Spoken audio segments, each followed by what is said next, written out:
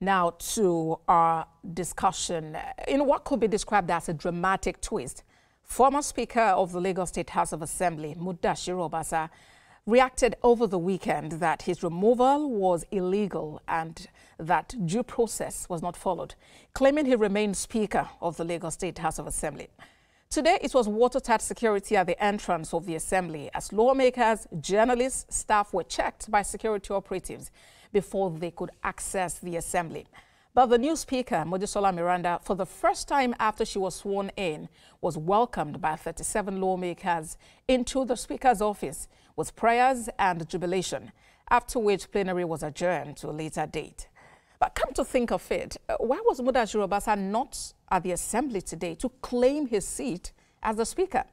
Is there any secret move that is not made available to other lawmakers? And why are 3 out of 40 lawmakers absent at today's plenary?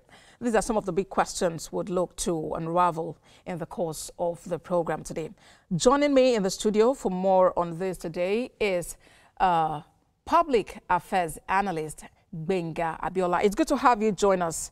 I'm glad to be here. Thank you. In the studio today. I believe this is your first time at, our studios here at the Atlantic City. Yeah. Okay. It's amazing. All right. Thank you so much for that. So let's get into the discussion now. The former Speaker, Mudashiru Obasa, says that his removal was unconstitutional. Why is that so? Well, that's still in contention. But before I go straight to that answer, let me date back, or let me take it from a leadership and management point of view.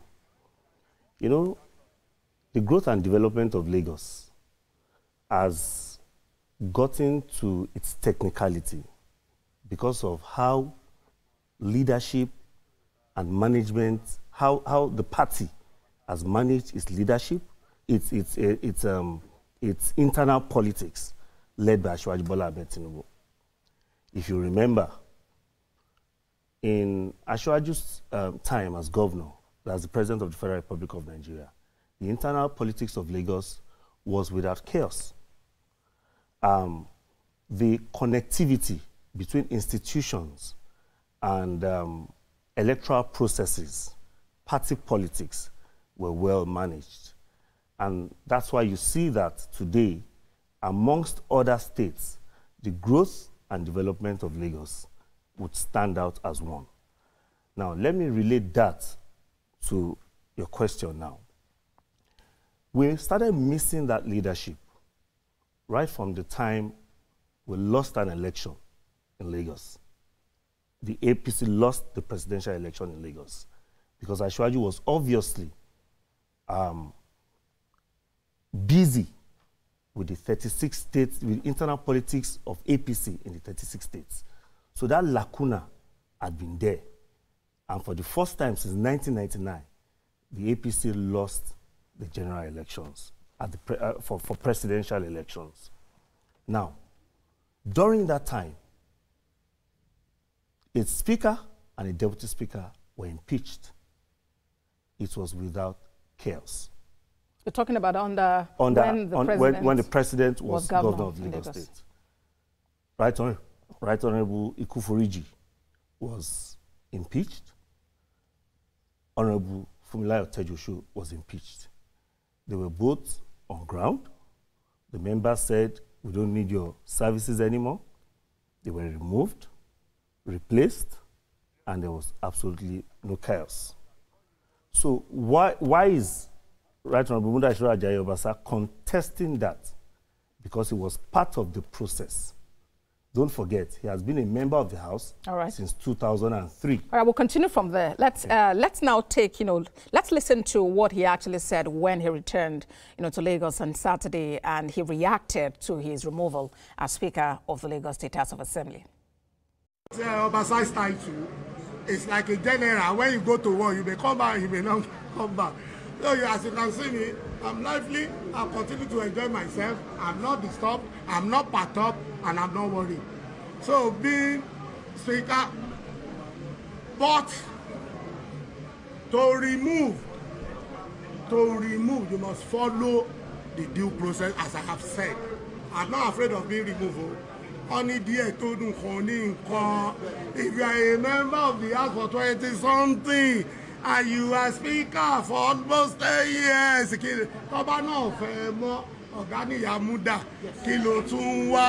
me, I'm not disturbed, but let them follow the true procedure. Nothing has gone wrong, and nothing is taken. And to our governor, I've said it. I commend him and thank him for what he's doing. To Mr. President, to our GAC, they are our leaders, they are our fathers, we appreciate them. But to President and First Lady.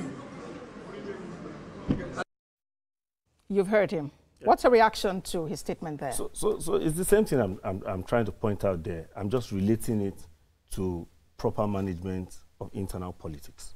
You know, a man that was, don't forget, that is the longest serving House of Assembly member in the history of Lagos State. He knows the rules. He understands the game. So he was present when Tejoso was removed. He was present when Jokotola was removed. If you look at that, and onto how he was removed, he can spot the difference. He understands the rules. So for him to still be in contention, knowing that these are the number of members that are not on his side, that tells you that there is a lacuna somewhere. He has mentioned that he's not disturbed, he's not perturbed. But yes, why is he contesting this? And remember that what the Supreme Court says about the removal of a speaker is that it must be carried out in the legislative chamber. And that exactly is what happened. Does Mudashiru Obasa have to be physically present before it would hold? So for lawyers to really decipher this properly, you have to look at what the Constitution says, which is two-thirds majority, but go further. The same Constitution gave the House the right to make its own rules. And that is what? Procedure. So you can get a gift. Did you snatch it? Did you beg for it? Did you plead for it? Did you take it? Did you lure to get it?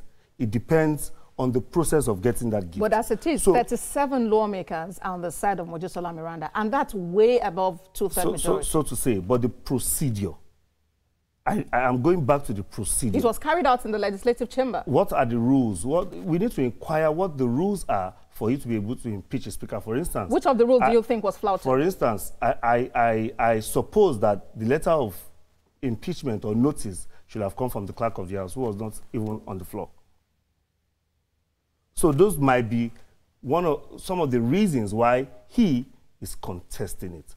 Then the question is, you see, if there's proper internal management within, an institution or institutions or cross institutions, once the process is clear, there will be no contention. If you listen to what he said, he made it clear. He said, remove me properly and I will not contest. But also he has said that the speaker cannot be removed. And so there was really... He said the speaker cannot be impeached. Cannot be impeached. Yeah, so he said, remove me properly. Go to the rules. So what I expect us to see now is, okay, these are the rules. Is there a letter coming from the clerk to this, to that? Is there a notice?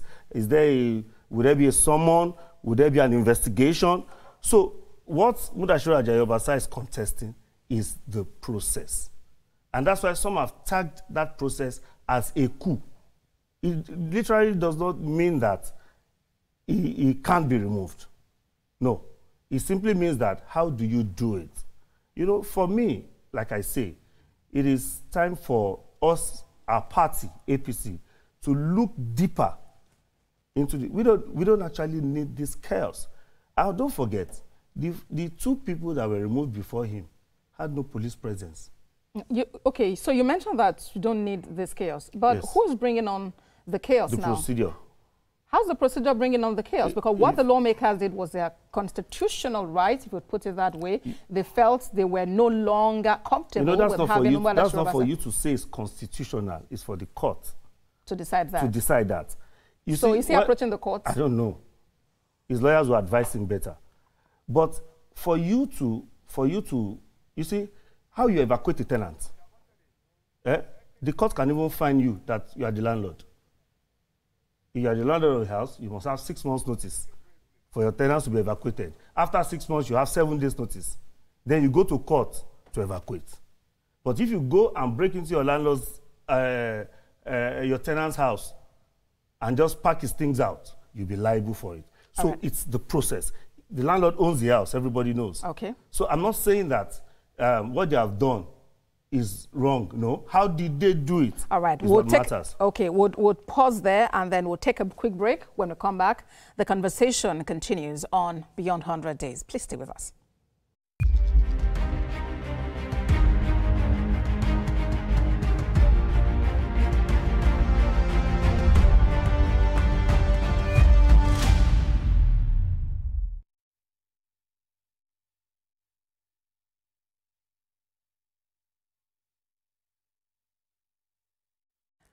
Thank you very much for staying with us on the program. Our focus is still the intrigues playing out in the Lagos State House of Assembly, where Mudashiru Obasa was removed as Speaker. And my guest here is a Public Affairs Analyst, Gbenga Abiola. All right. So, perhaps another argument, that some have brought forth in this whole matter is that, the mace, which is the symbol of authority, that it was not the original mace that was used. But then, does the law identify an original mace, aside a fake mace? Well, I'm not a lawyer, but that's also contentious rather. It's worth contending, because if he says that this is not where I kept the mace, and they say this is where we got the mace, then there's an issue. Don't forget, I think there was a time they moved from the old building to the new building, so probably there had been a change of authority. And the mace is very important. The mace is the authority of the house. Without the mace, the house does not have its authority. So it's very, very important for that to be done. And like I say, all this still boils down to why the rush. If you have 32 members or 40, you could have just come, and the house was on recess. You could have just come from recess, and you will sit normally, and 32 members will remove him right on the seat. Why was that not done? That's the precedence. And the problem for me is the growing generation, growing politicians, seeing this happen, seeing that police can invade the House of Assembly, seeing that... When you call it an invasion, what is the business of... Did they invade the facility? What is the business of police at the house? What is the business of the police in the house? Are they not meant to keep, the peace, provide security? It was on a Monday. How did the police know there was going to be something on Sunday? All right. That was not a working day. Okay, so going back those are the questions that are being asked that makes it seem to some people as there's an external influence somewhere. All right, so talking about the mace, one wonders, is it that the mace has maybe an ID card, that distinguishes a fake from an original? And I'm also curious. I think the proclamation of the house. Yes. There's a mace. There's a particular mace that is used. I don't know. I'm not a legislator, so I can't really tell. But I think when you're proclaiming the house, there's a particular mace, and that mace is the symbol of the house. You can't just go to a carpenter and just do what is like a mace. I'm not saying that's what So you mean there's a fake and there's an original mace? There can be. I didn't say this is, but they can be, because it depends on who the custodian is.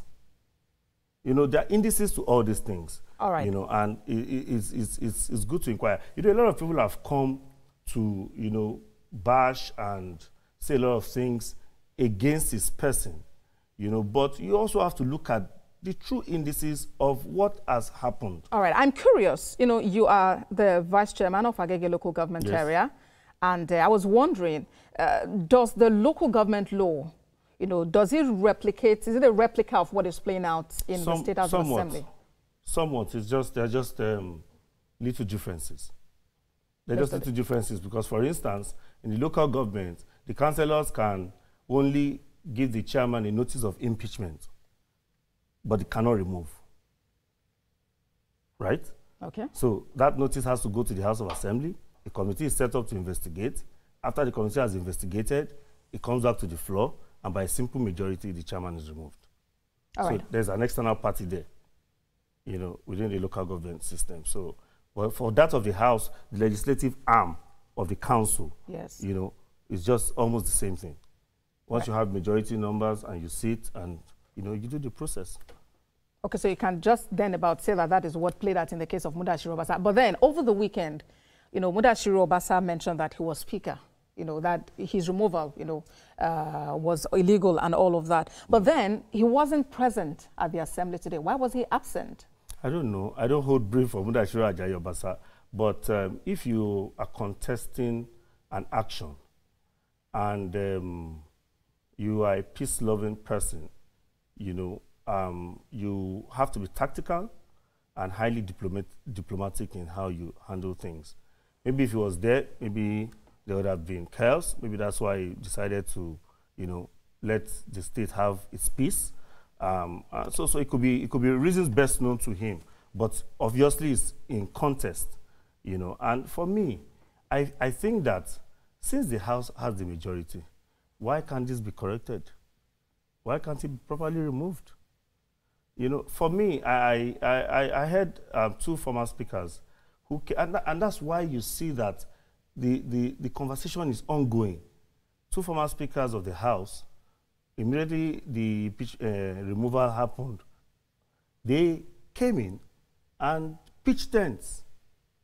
You know, for someone like that, who is also a speaker of the House, how would he feel?